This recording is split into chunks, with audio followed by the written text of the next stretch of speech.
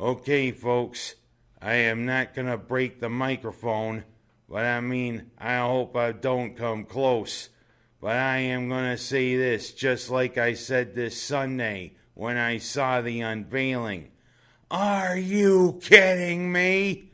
Yeah, that's what I exclaimed rather loudly when I saw that the Orange had been unveiled for one of the first 4 games in the Midwest Regional there in the NCAA Tournament. Yes, me and many other Orange fans had resigned ourselves to thinking we're going to be NIT bound, maybe a few home games in the NIT Tournament if we were lucky. But guess what? The NCAA committee deemed us lucky of being in the big dance. Albeit, we were the last team to officially get into the tournament, according to reports. Yes, our first round game, actually our first 4 game, is going to be against a struggling Arizona State team who at one time was ranked in the top 5 this season. But oh well, that's what happens when you got a crybaby as their coach. Yes, Bobby Hurley is their coach. And you know what? He used to coach at UB. But at times, he's just like his mentor, Mike Krzyzewski, a big crybaby. Oh well, Arizona State is struggling at the right time. I think the Orange are going to play the Sun Devils at the right time. But what a big surprise. What a pleasant surprise, to tell you the truth. Syracuse isn't that deep, but we got in as a 10th seed 2 years ago, and look what happened. We made it all the way to the Final 4. But who knows? We were the last team deemed into the NCAA tournament. Let's make the most of it. We got Bobby Hurley in Arizona State. We get past them, guess what? It could be the Orange Killer up next. Yes, Texas Christian is the 6th seed, and they're coached by former Pitt coach Jamie Dixon, who has had his way against the Orange's 2-3 zone when he played the Panthers. When he coached the Panthers. Well, you know what? If we can get past Arizona State, that'd be great. We get past Texas Christian, that would be great too. But of course, Michigan State probably is going to loom in the second round. We get past those. And Michigan State is considered a dark horse to go all the way and take the national title. Of course, 2 years ago, Michigan State could have been waiting for us in the second round. And guess what? They got eliminated by Middle Tennessee. And that paved the way for the Orange to go all the way to the Final 4 2 years ago. Could the same thing happen this year? We'll see. What a pleasant surprise. And hopefully I didn't break the microphone. Well, I'm going to be going from talking to how shrewd it was for them to bring the Orange into the tournament to talking about 2 other local teams. St. Bonaventure and UB are also in the tournament. The Bonnies are in there courtesy of their great season. And of course, they beat Syracuse back before Christmas. UB with a great team going through the MAC tournament, winning the MAC and getting in. You know what? It could be a decent showing by local teams. UB, St. Bonaventure, and of course the Orange. Well, I'm going to go from talking about UB to another Buffalo. Brandon Bean is a pretty shrewd GM, if you ask me. He is making some deals to position the Bills to maybe move up to grab one of those quarterbacks that is in this class that supposedly has a lot of great arms.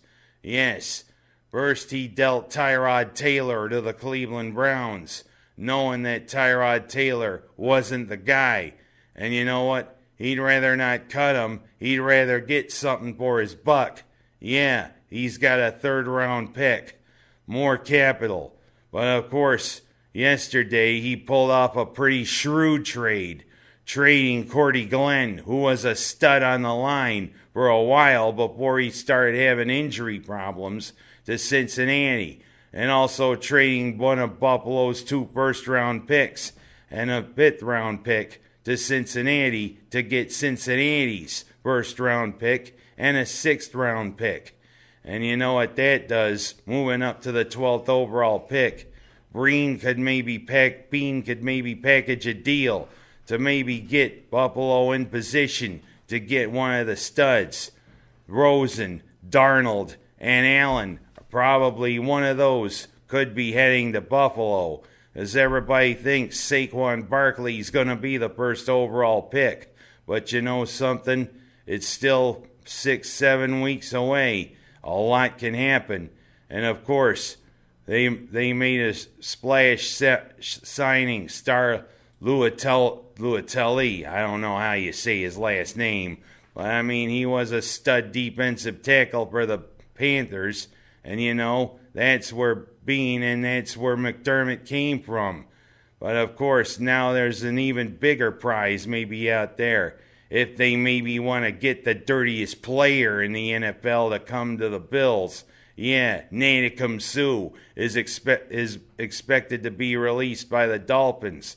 Suh, yeah, darn good defensive end, but also one known for his antics, known for being like Conrad Dobler was over 35 years ago. Do we really want Nadeem Suh to come to Orchard Park? Because you know what? He pulls those antics. Somebody could sue Nadeem, if you know what I mean. But the Bills are making some shrewd deals. They're making some waves here. And you know what? They've sent some shockwaves through the NFL. Maybe the Bills could pull another shockwave on draft day. We'll see. I'm going to go from talking about the Bills to going local. Yes. The basketball season's starting to wind down. It's starting to get towards championship time. But I have to say congratulations to a couple of teams. Mid-Lakes, even if you are the rivals of Minders, you're going to the state Final Four for the girls. Good showing. And also another good showing by the South Seneca girls team, winning their 3rd straight Class D Section 5 title.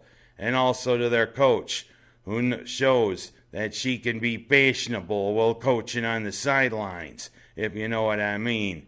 But also, I have to say, the Wayne Finger Lakes Exceptional Seniors games are today up at Waterloo High.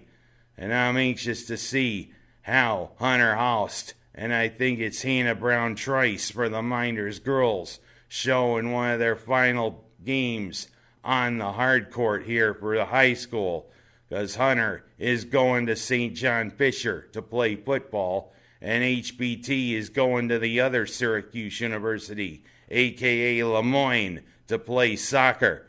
Good job, lady and gentleman. And Hunter, get out of my house. HBT, and that's no chemical. Just thought I'd throw a couple nicknames in there, if you know what I mean.